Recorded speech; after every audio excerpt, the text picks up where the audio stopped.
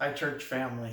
It's great to have this opportunity to connect with you again, something that we've really worked at to let you know you're important to us and you're important to who we are as a church. And we just love you guys. We keep praying for you and trying to do all the things that we can connect over, whether it's Zoom or these videos or emails or just a lot of different ways in our small groups as well.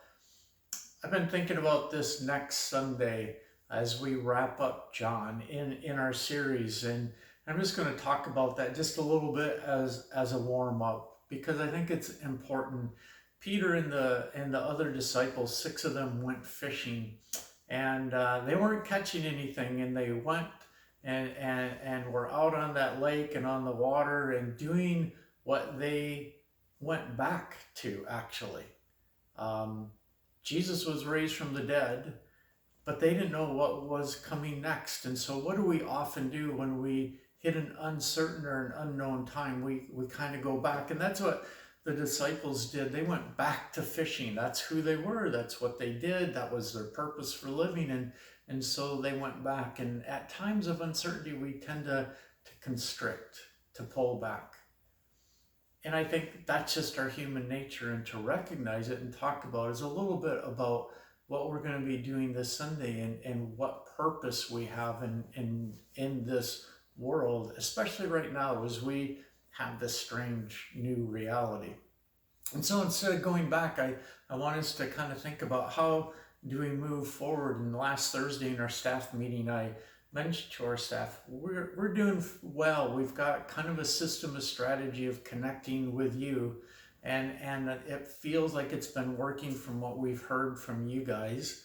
But now I'm saying, so how do we go back to reaching out? I think it's really important to reach out.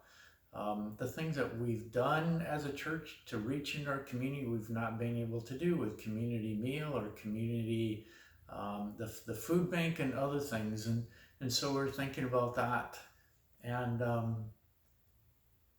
one thing I said is, how do we reach our neighbors? Just let our neighbors know that we care. And actually, Kamal kind of picked up that idea, and he was having a meeting with his community lunch people, and they're going to help out. Actually, he called the school and got hold of the principal. There are 12 families in the school that the principal says are in dire need. 7 of them are going to be cared for by the school district, but we're taking on 5 of those families to live out that value that we're saying of reaching out.